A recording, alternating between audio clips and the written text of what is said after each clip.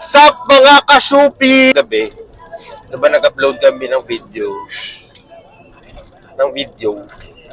Kasi nga, wala lang. Parang naisipan ko na seryosohin na yung pag-vlog.